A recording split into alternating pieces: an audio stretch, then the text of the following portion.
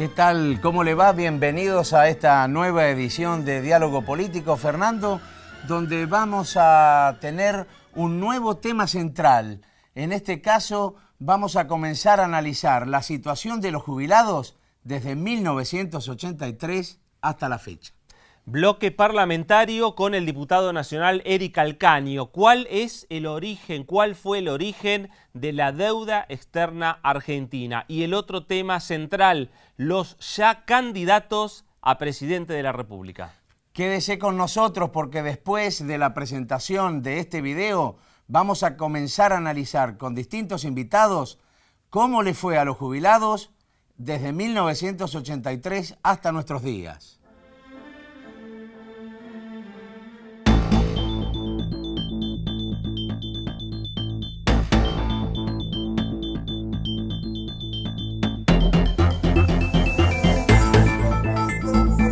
En cuanto al sistema previsional, ¿para qué decirles que se encuentra en una gravísima situación y que requiere medidas de acción inmediata en nombre de la solidaridad fundamentalmente y también en cuanto a la necesidad que tiene el Estado de encontrar recursos para atender a requerimientos elementales de carácter social? Hemos decidido declarar en estado de emergencia económica al Sistema Nacional de Previsión Social.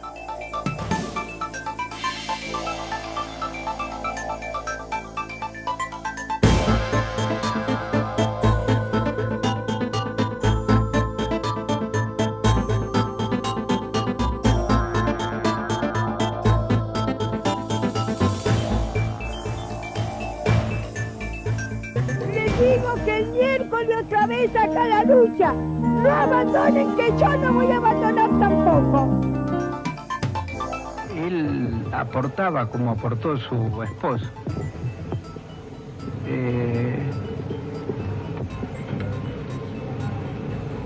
No llore, señor ministro.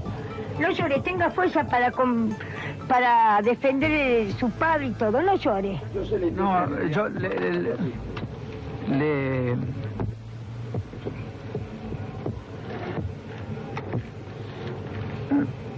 Yo estoy emocionado. Sí, ya nos damos cuenta. Yo le puedo decir una cosa, acá nos están tomando por el churrete, porque el señor ministro de Economía, cuando reunió a los jubilados, se les escapó una lágrima, que es una lágrima de cocodrilo. Que felicitarnos de estos diputados que han dado el quórum, que han hecho funcionar la Cámara, pero creo que hoy es un día de júbilo, hoy es un día de festejo para la Argentina, que desde hoy el petróleo pasa a ser de las provincias, YPF pasa a ser una empresa que cotiza en bolsa, que va a tener inversión privada y el dinero que de esto surja es de los jubilados. Hacia 1989, luego de años de desfinanciamiento, el sistema previsional se encontraba al borde de la quiebra. El gobierno decidió llevar adelante una reforma estructural y mediante una ley creó el nuevo sistema integrado de jubilaciones y pensiones. Se eliminaron beneficios otorgados irregularmente y se cancelaron deudas a jubilados por más de 14.000 millones de pesos. Acompañando el plan de transformación para mejorar la calidad del servicio a nuestros mayores, hoy seguimos avanzando para incorporar definitivamente al sistema de seguridad social a todos los sectores de nuestra comunidad. En la Argentina se produce un cambio que será histórico. A partir de mañana, todos los trabajadores argentinos que no hayan hecho renuncia expresa readquieren el derecho de propiedad sobre sus aportes personales jubilatorios.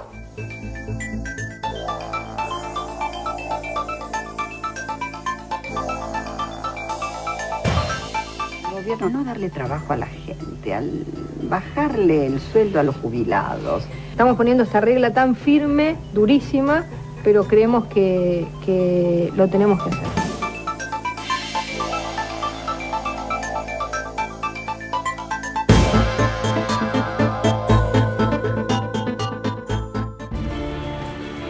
Hoy hemos incorporado a más de 2,5 millones de argentinos a los beneficios de una jubilación. Consagramos por ley la movilidad jubilatoria con 2 aumentos anuales después de haber recuperado la administración de los recursos de los trabajadores. Muy bien, hemos visto distintas realidades por las que pasó la República Argentina en el tema previsional, un tema interesante para abordar, para analizar y para comenzar a ver qué es lo que ocurrió en nuestro país desde el año 1983 a la fecha. Y para abordar este tema estamos con la diputada del Frente Renovador, integrante también de la Comisión de Previsión Social de la Cámara de Diputados, justamente la diputada Mirta Tundi. Buenas tardes, ¿cómo le va? Buenas tardes, muy bien, muy bien. Diputada, vimos el pasado, sí, ¿no? ¿Qué es lo que pasó con los jubilados? Las palabras de Cavallo, las palabras de Norma Pla, desde el primer mensaje de Alfonsín, Manzano hablando de que el petróleo se privatizaba y de ahí va a salir plata para los jubilados. ¿Cómo están los jubilados hoy?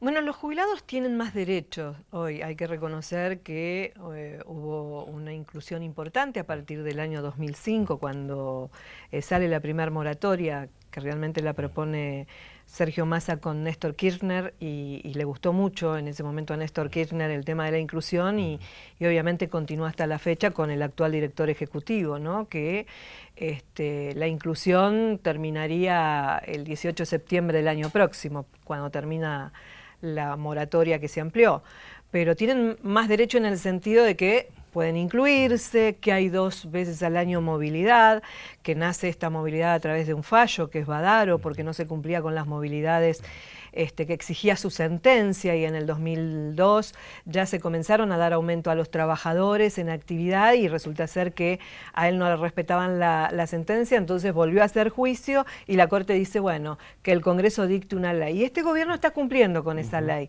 Realmente que sabemos que los gobiernos generalmente quitan derechos, como mostraban al principio con la ley de emergencia que planteaba Alfonsín por la situación económica, que en la época de los militares los jubilados no tenían aumento ni de un lado ni del otro. O sea, no había aumento de los alimentos, no había aumento de los jubilados y no había aumento para los trabajadores. Todo estaba congelado hasta que empezó a haber a notarse la inflación que siempre existió, y la verdad que los jubilados empezaron a decaer en sus saberes. Después, en la época menemista, y cuando ustedes mismos lo mostraban con Manzano, el diputado Manzano en ese momento, creo, no sé si estaba en otra función después, anunciaba que por suerte YPF se privatizaba y con esa plata realmente se iba a utilizar con los jubilados, algo que nunca se hizo, que se mintió. El expresidente Menem, que decía que 150 pesos eran 150 dólares, y la verdad que tuvieron una ley de convertibilidad mentirosa durante muchísimos años, eso del 1 a 1 que tanto, qué sé yo, le dio mucha alegría a mucha gente, porque decían yo me puedo ir al extranjero, yo puedo hacer esto, que no me aumenta, pero era mentirosa, porque después vivimos todo lo que vivimos. Y bueno, después la peor época de la alianza, que realmente es inentendible, porque De la Rúa tenía un programa para jubilados, siempre hablando de los jubilados, y creo que fue terrible lo que los jubilados sufrieron en ese entonces, en ese momento, más toda la gente con el tema del corralito. Y que le habían descontado el 13%. El 12 primero. Ah, el 12 primero. Porque eso se olvida la gente. Sí. Pero recordemos que primero, tanto a los trabajadores como a los jubilados, claro, se les descontó el 12%, algo que nunca se devolvió, y invito a la gente que se los diga, porque claro, los jubilados tienen muy buena memoria. Y posteriormente el 13% que el Dualde lo devuelve con bonos, o sea, hay una devolución con bonos. Lo que nunca se devolvió de ese 13% es lo que se había descontado sobre asignaciones familiares. O sea, sobre los haberes, tanto a los trabajadores como a los jubilados, hubo una devolución en bonos. Pero sobre las asignaciones familiares también se había descontado el 13%, cosa que nunca se devolvió.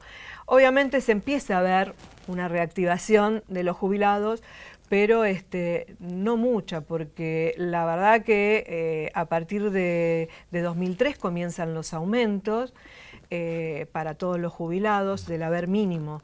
Y recordemos que aquellos jubilados que ganaban más de 1.000 pesos estuvieron 14 años para recibir aumento. 14 años tardaron en recibir el primer aumento, que es lo que empezó a generar mayor cantidad de juicios.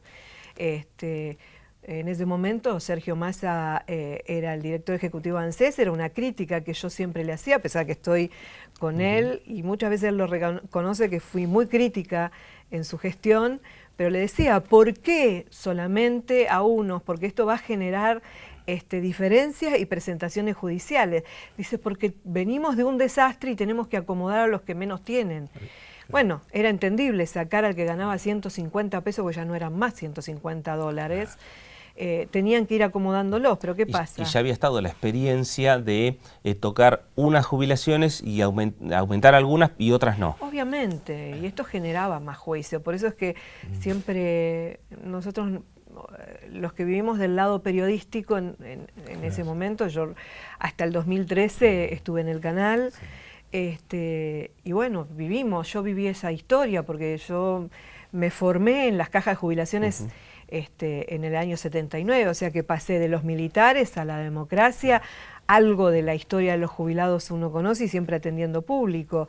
Y realmente los gobiernos siempre trataron de decir, bueno, vamos a darlos al que menos tiene, pero nos olvidamos de los otros, después se lo vamos a dar, no se da ese reconocimiento, se da tarde, esto genera juicio y los gobernantes dicen, la industria de los juicios. Y la industria de los juicios la genera los mismos gobiernos, no digo todos los gobiernos por esta discriminación. Si le damos a uno, tratamos de no darle al otro, pero no reconocemos la deuda interna que se tiene con ellos. Un tema para seguir dialogando, diputada. Gracias, Mirta, por haber estado en Diálogo Político. Pero vamos a seguir tratando este tema en el próximo bloque con el diputado Eduardo Santín.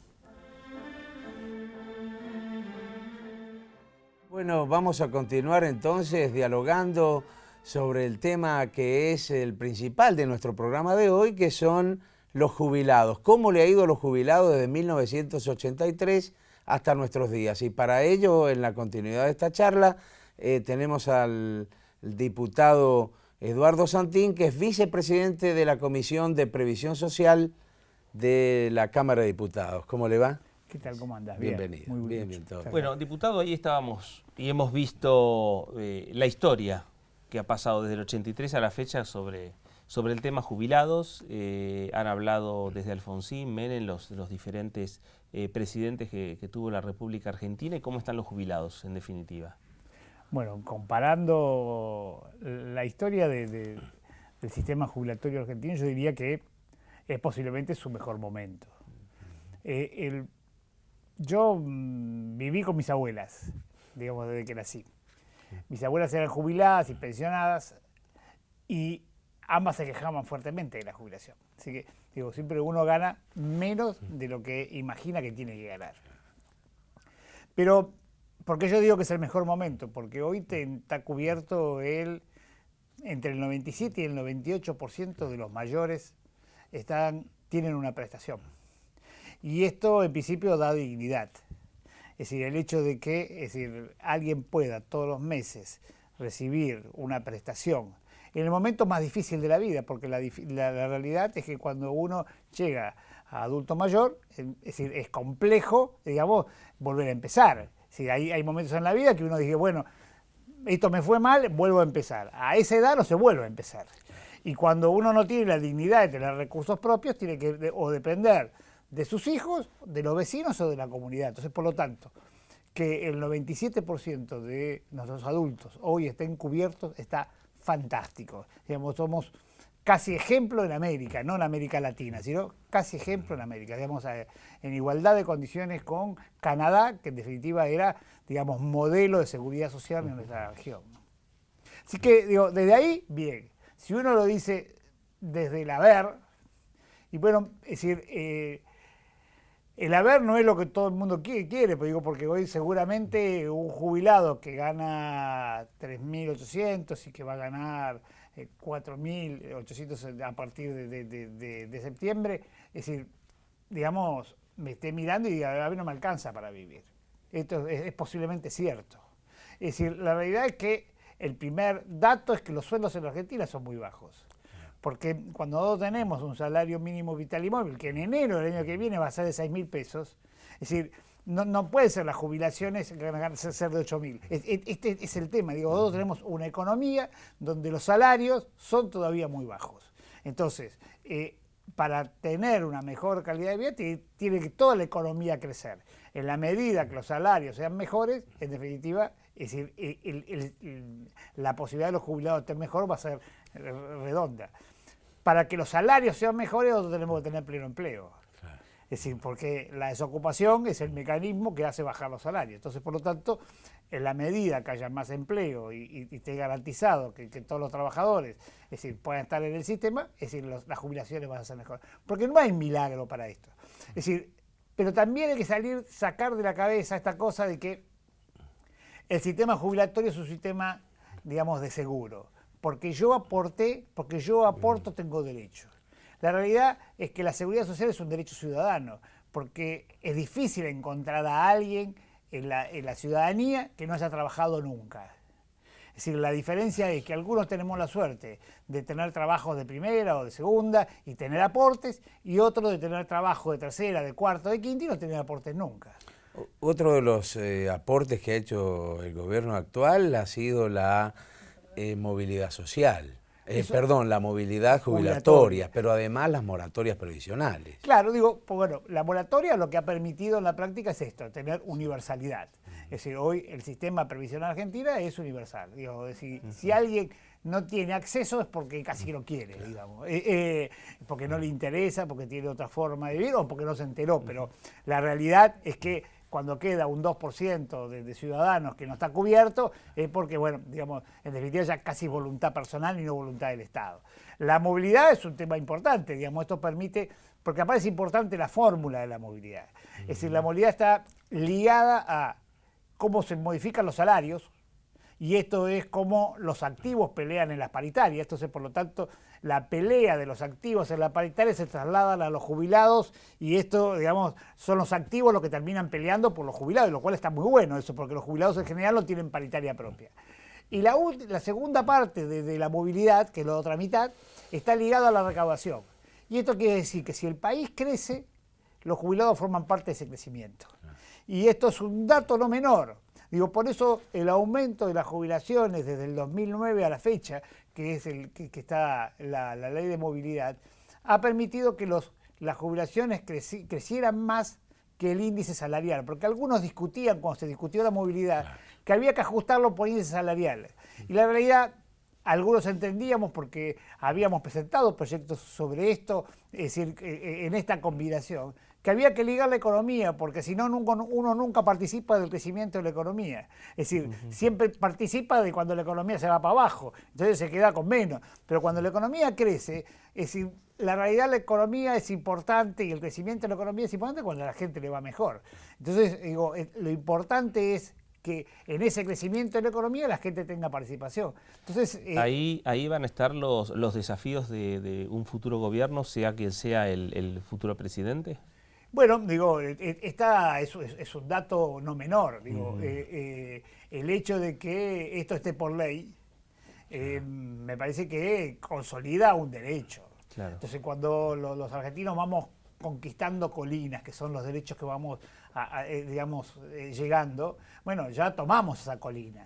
Es decir, vamos por más. Es decir, y esto me parece que es el desafío. Digo, la realidad es que esta elección, que es una elección donde se discute, es decir, por primera vez se discuten modelos económicos, es decir, yo tengo 60 años, voto desde el año 73, y es la primera vez que rompemos esta dicotomía de radicales y peronistas, y digamos, peronismo, antiperonismo, esa dicotomía falsa que en general dividía el campo del pueblo. Digo, para que nos pongamos en la discusión de qué modelo económico de Argentina queremos. Entonces hemos salido del bipartidismo para entrar en el bifrentismo, digo, ¿no? Y ponernos de un lado o del otro del mostrador. Y esto tiene que ver mucho con los jubilados, digo, porque es decir, hay mucho más por hacer con los jubilados. Es una dicotomía. Otra vez se ha vuelto a plantear el tema del 82% móvil en nuestro país, y lo llevan algunos candidatos. ¿Eso cómo lo ve usted? ver, ¿Es una falsa promesa, algo demagógico? Yo soy ingeniero y los ingenieros en general estudiamos bastante matemática. Y dentro de la matemática hay una de las partes que es el análisis y que ahí hay, digamos, se discuten las derivadas.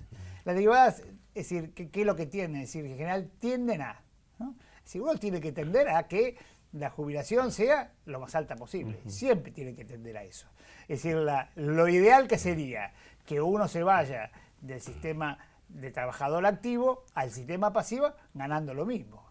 Es decir, para que uno pueda mantener el mismo nivel de vida. Así que digo, ese sería el objetivo de fondo. En el medio, uno tiene que tomarse prioridades. La primera prioridad, ¿qué tiene que ser? Bueno, tener cubierto el universo. Después que tengo cubierto el universo, es decir, ir levantando el piso lo suficiente para que todos tengan un piso de dignidad. Y cuando todos tienen un piso de dignidad, en definitiva, ir al mejor piso posible. Pero digo, me parece que son etapas. En la Argentina el 82% móvil forma parte de los mitos, como Gardel, digo, específicamente. Es decir, la realidad es que nosotros nunca tuvimos una ley del 82% móvil. Nunca, en la historia de la Argentina.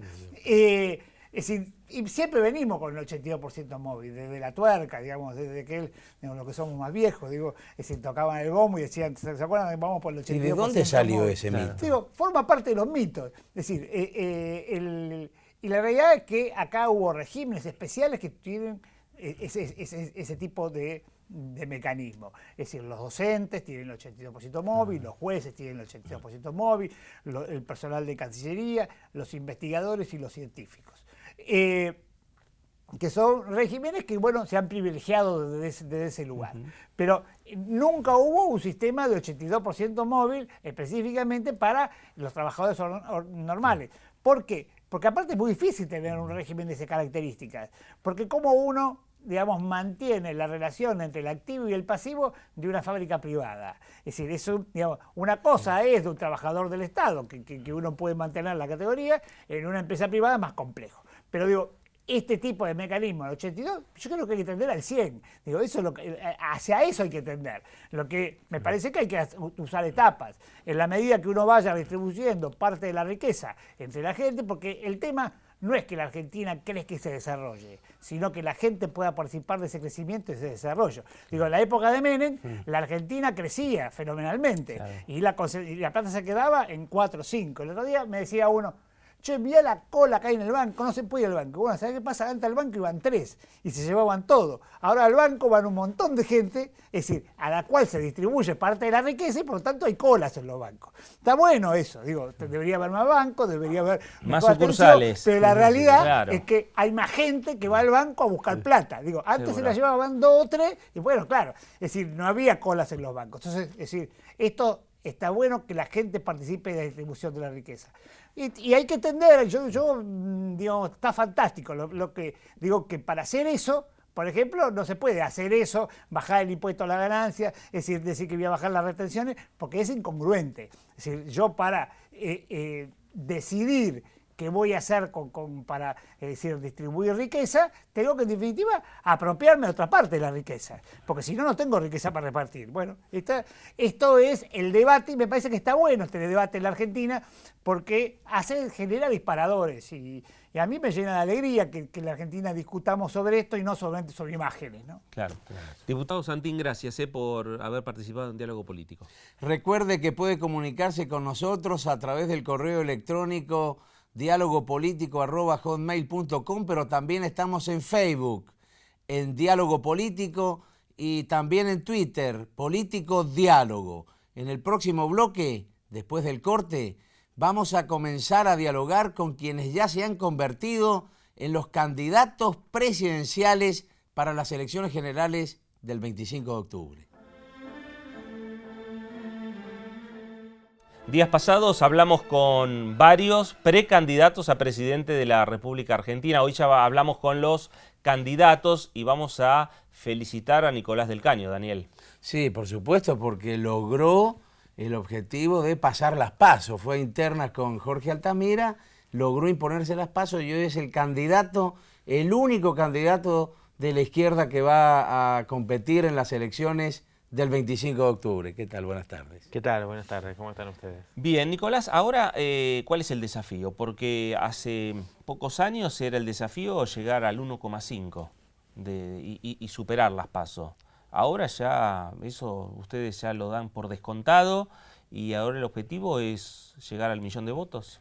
Sí, creo que más allá de algunas encuestas que daban menos, preveíamos que el Frente de Izquierda iba a ser una buena elección. Hemos superado casi en un 50% nuestra votación en las PASO del 2011, en la anterior elección presidencial, y tenemos, creo yo, la chance de poder incrementar los votos de cara a octubre, teniendo en cuenta que la única fuerza de la izquierda que ha quedado es el Frente de Izquierda para competir en las PASO, en las generales, por lo cual ya tenemos los antecedentes de anteriores elecciones, tanto legislativas como la misma presidencial, donde la mayoría de la gente que vota otras fuerzas de izquierda se inclina casi, te diría, totalmente hacia el Frente de Izquierda, ¿no? Entonces eso preanuncia que vamos a hacer una elección superior a esta y casi que te diría que vamos a duplicar los votos de la presidencial del 2011.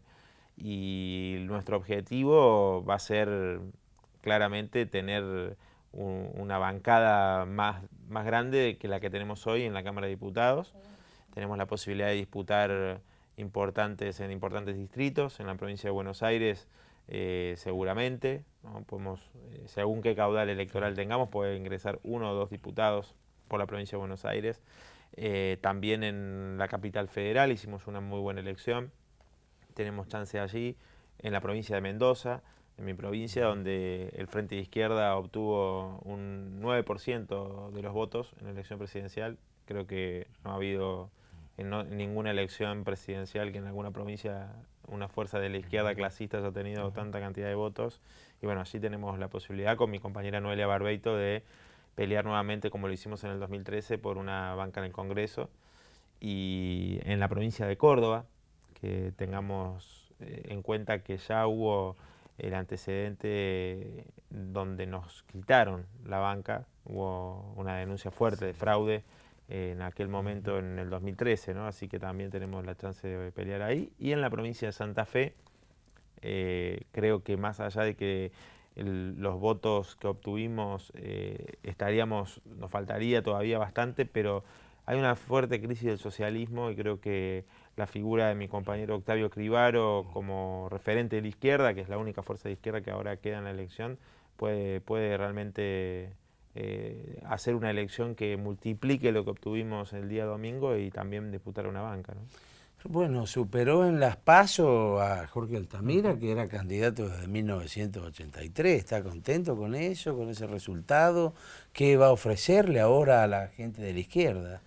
Bueno, nosotros, en primer lugar, creo que ha sido muy importante nuestra propuesta que hicimos con mi compañera Miriam Bregman y todos los compañeros que conformaron nuestra lista, que hay que destacar que nosotros conformamos una lista con más de 1.800 trabajadores y trabajadoras de todo el país. Y nuestro objetivo era plantear la renovación del Frente de Izquierda en dos sentidos. Por un lado, darle paso a nuevos dirigentes que han surgido en todo el país, muchos de ellos jóvenes trabajadores que nos han permitido tener una influencia, una llegada mayor o muy superior a lo que tradicionalmente tenía la izquierda en muchas provincias. Y bueno, esto fundamentalmente es uno de los aspectos, y el otro aspecto es que nos planteamos una renovación en el sentido de poder incorporar a miles de trabajadores y trabajadoras en nuestras listas. Con ellos compartimos la lucha en las comisiones internas y los cuerpos delegados contra las patronales, contra la burocracia sindical, pero que se haya dado este avance en participar en política con la izquierda clasista, tomando en sus manos una candidatura, inclusive algunos sin ser parte de nuestro partido, ¿no? Creo que es un avance y es lo que nosotros buscamos y lo que apostamos, que los jóvenes, los trabajadores multipliquen la fuerza militante del Frente de Izquierda en los sindicatos, en los centros de estudiantes, en los barrios. Creo que hemos logrado aglutinar a un importante sector y es vital para el pueblo trabajador. Hoy los candidatos principales que hay son más o menos tienen acuerdo los tres en aplicar algún tipo de ajuste, sea a través del endeudamiento, sea a través de la devaluación. Pero ya lo han dicho sus asesores económicos, ¿no? Tenemos el famoso, el que se hizo famoso ese video, ¿no? Del diputado Sturzenegger, ¿no? Donde contaba los consejos que le daba Durán Barba de no decir lo que iban a hacer. Claro. Bueno, eso creo que un poco lo que se dio en la campaña, ¿no? Que algunos economistas, asesores de estos candidatos dicen lo que verdaderamente opinan, pero después hacen demagogia, ocultan esto, ¿no? Bueno, creo que nosotros vamos a ofrecer una izquierda que se planta en el Congreso, en las calles, junto a los trabajadores, y creo que eso es lo que se vio, ¿no? Esta renovación en este sentido y la necesidad de una izquierda que se plante es lo que se ha visto en la elección del domingo. Algo muy cortito, Nicolás, porque va a venir un Congreso que ninguna fuerza, sea el presidente que sea y que llegue, va a tener el dominio del Congreso Nacional, el dominio de la Cámara de Diputados. Va a ser un Congreso, digamos, bastante diferente al de hoy. Sí, bueno, creo que va a tener una relevancia también en ese sentido, cómo se termine de resolver en la elección de octubre el escenario político, porque ahora, digo, se había planteado en un momento el tema de una polarización fuerte, no se dio, tampoco se dio un escenario totalmente de despolarización, porque si bien Massa logró haciendo esta alianza con De la Sota llegar al 20, tampoco fue decisivo para meterse en una pelea de tres. Entonces, o sea, ninguno logró en esta elección del domingo lo que quería. Scioli no llegó al 40, ¿no? Entonces hay que evaluar cómo se da en estas semanas y en los meses de campaña. La realidad política argentina es muy cambiante, así que creemos que nosotros tenemos chance en ese nuevo armado que se dé. Habrá que ver qué equilibrio se da entre estas fuerzas mayoritarias. Digo, los partidos tradicionales siempre, más allá de sus matices, han gobernado para los intereses de las grandes corporaciones. Ellos no es que se están postulando para disputar el poder. El poder lo tienen las grandes corporaciones, los bancos, y ellos lo que buscan es gerenciar esos intereses. Son como gerentes que dicen, bueno, yo voy a gerenciar y voy a garantizarte mejor los negocios a vos. El otro dice, no, mirá, yo, por ejemplo, Scioli dice, bueno, yo tengo ahora los sindicatos de mi lado, ¿no? Ya están pactando los sindicatos con Scioli. Si gana Macri, van a pactar con Macri, ¿no? Pero bueno, creo que para nosotros es fundamental lograr más diputados y esa es la pelea que vamos a dar. Bueno, muy bien. Nicolás, gracias. Te agradecemos la presencia nuevamente en Diálogos Políticos. Muchas gracias a ustedes. Y nosotros vamos a realizar un nuevo corte aquí en el programa y volveremos con más Diálogo Político.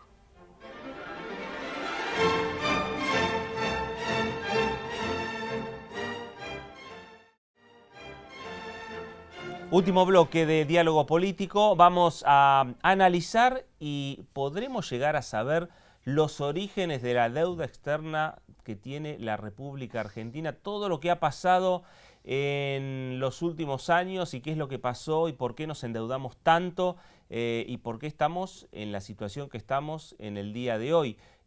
Vamos a hablar de este tema con el diputado nacional Eric Calcaño. Daniel. Sí, ¿cómo le va, diputado? ¿Qué tal? ¿Cómo están? Bien, bien.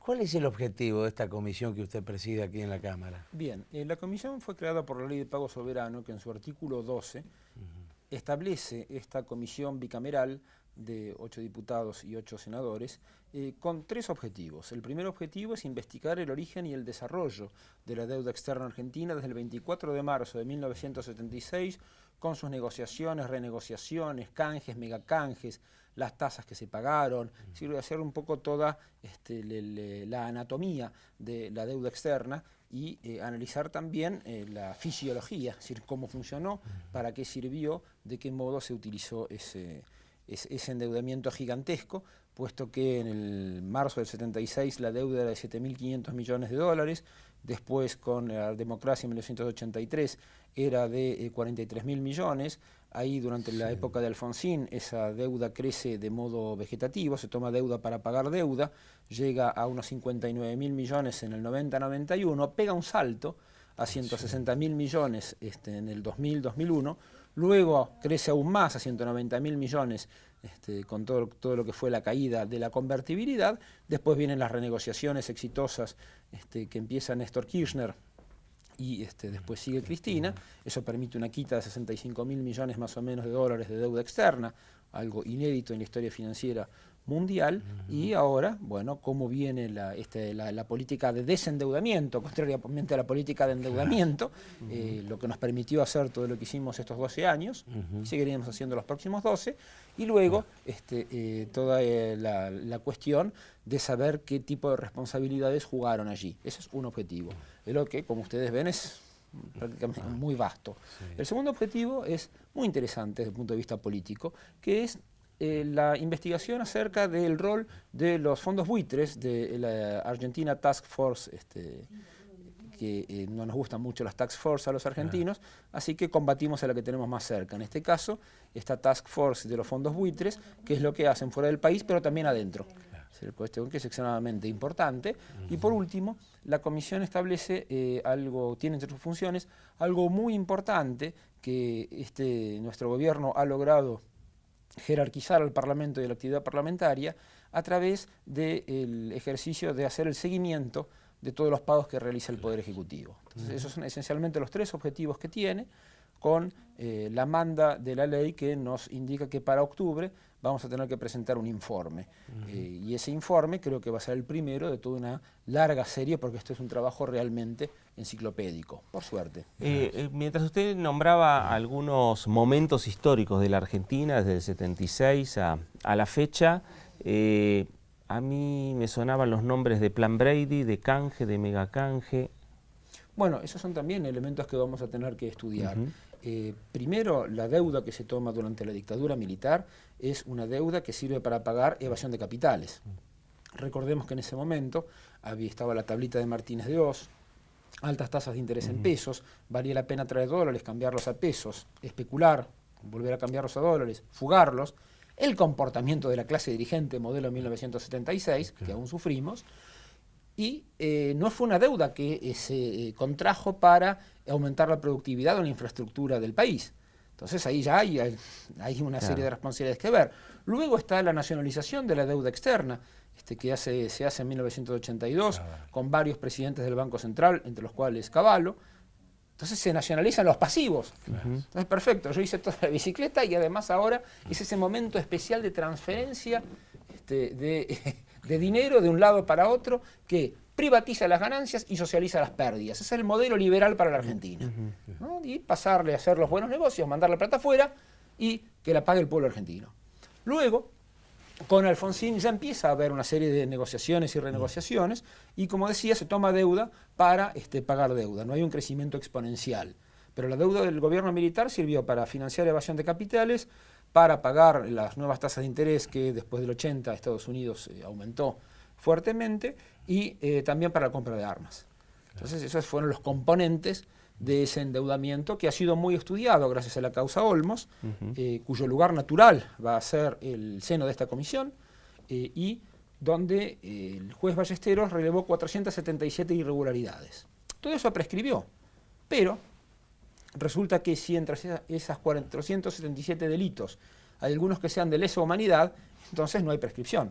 Por lo tanto, la actividad de la comisión no es una cuestión histórica o conmemorativa para bien o para mal del endeudamiento, sino a fijarse cómo a partir de ese momento se quiso cambiar un proyecto nacional que era industrial, industrialista, industrioso, por uno de valorización financiera, que tuvo dos grandes momentos, la dictadura militar y los 90. Y en los 90 de nuevo vemos ese terrible salto del endeudamiento externo argentino. ¿Por qué? Porque se hizo algo francamente que no hay que hacer en su casa. Básicamente se tomó deuda en divisas para pagar gasto corriente. Recordemos, era la época de la convertibilidad. Un peso, decían, era un dólar. En realidad, un dólar de reservas por un peso de circulante, no de depósitos, que es lo que luego va a dar lugar a la caída de la convertibilidad.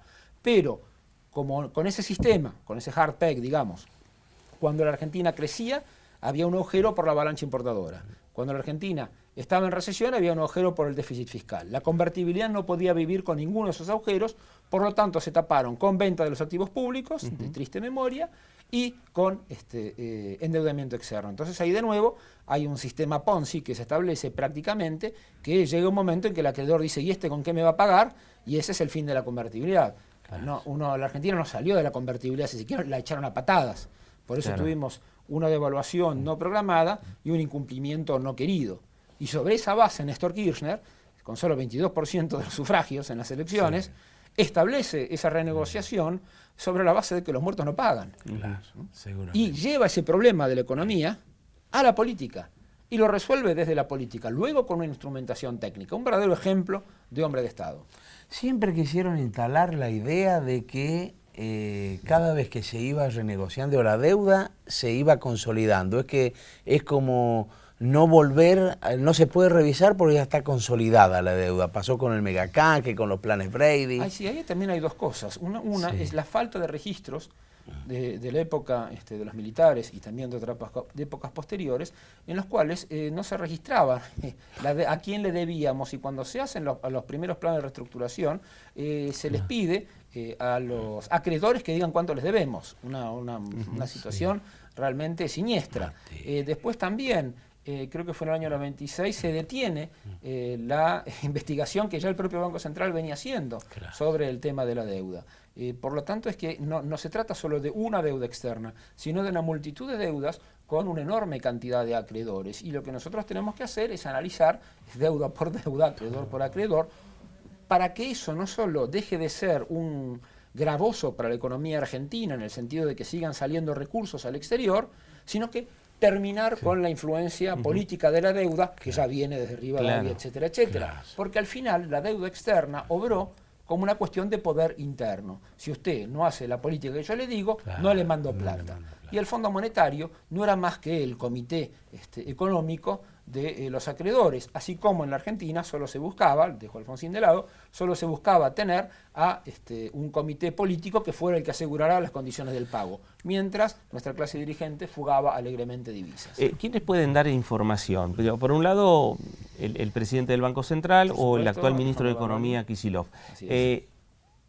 ¿Información pueden brindar los que pasaron por el Banco Central, aquellos exfuncionarios o exministros de Economía? Bueno, en la comisión es una comisión que refleja la composición de las diferentes corrientes de opinión de nuestro Parlamento, por lo tanto se atienden los pedidos de los legisladores. Aquí no hay ninguna cuestión de decir, no, a tal no lo vamos a llamar o a tal otro específicamente sí.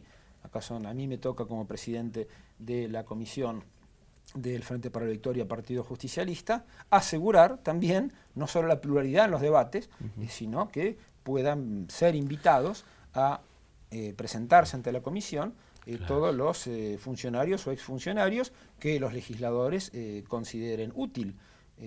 Por cierto, Claudio Lozano ya ha pedido muchos. Entonces, bueno, entonces se verá. Tenemos el tema de la causa Olmos, que es fundamental. Y también tenemos todo lo que fue la comisión de evasión de capitales, de fuga de capitales, de la famosa comisión Dicola. Entonces, ahí lo que nosotros vemos es que es un comportamiento sistémico de los sectores del poder en la Argentina en apropiarse del excedente, fugarlo y a cambio endeudar al país. Como no tienen votos, sí tienen condicionalidades. Hubo y han habido procesos judiciales a funcionarios argentinos que han tenido participación en el tema de la deuda. ¿Esta comisión también va a terminar, puede terminar en algún proceso judicial para aquellos funcionarios? La ley señala claramente que frente a cualquier elementos de algún delito, los tenemos que pasar a la justicia. Y además me parece que es el espíritu que anima a todos y cada uno de los legisladores. Aquí no se trata de, en mi óptica, puede haber opiniones distintas en la comisión, pero en mi óptica no se trata de decir bueno, entonces esta parte de la deuda no hay que pagarla o esta parte sí. Lo que sí es que hay que ver las responsabilidades políticas, penales o civiles que puedan tener aquellos que contrajeron deuda en una situación de insolvencia. Cuando se sabía que era insolvencia. Tomemos el megacanje. Entonces es ahí donde además hay un juicio por el tema de las comisiones que se pagaron con el megacanje. Cuando hay que distinguir entre lo que es una situación de insolvencia, cuando el país estaba quebrado, o de iliquidez, cuando realmente falta un poco de plata para llegar a fin de mes, para decirlo en términos más familiares. Si se trabaja una crisis de insolvencia como si fuera una crisis de liquidez, vamos a la catástrofe. Y luego pensar que uno puede vivir del endeudamiento perpetuo sin límites para pagar gasto corriente es un sinsentido económico gravísimo. Por lo tanto, o eran personas de escaso conocimiento, lo que no me parece, o eran personas que sabían perfectamente lo que hacían. Y anteponer el interés particular e interés general es precisamente lo que nosotros no hacemos en el Parlamento. Muy bien, diputado Calcaño, gracias. No, y por mucha favor, suerte con esta tarea de investigación que por tienen suerte ustedes. hay la composición de radicales, de personas de izquierda, de personas del peronismo federal también, de nuestro grupo del Frente para la Victoria, Partido Justicialista, va a hacer que nosotros podamos trabajar eficazmente, y agradezco mucho que se dé a conocer la labor parlamentaria que merece ser conocida, y que sepan los argentinos que las personas que votan se rompen el lomo laburando porque nos gusta. Gracias. Como no, le agradecemos entonces al diputado Calcaño. Nosotros nos despedimos con Diálogo Político. Hasta la próxima semana.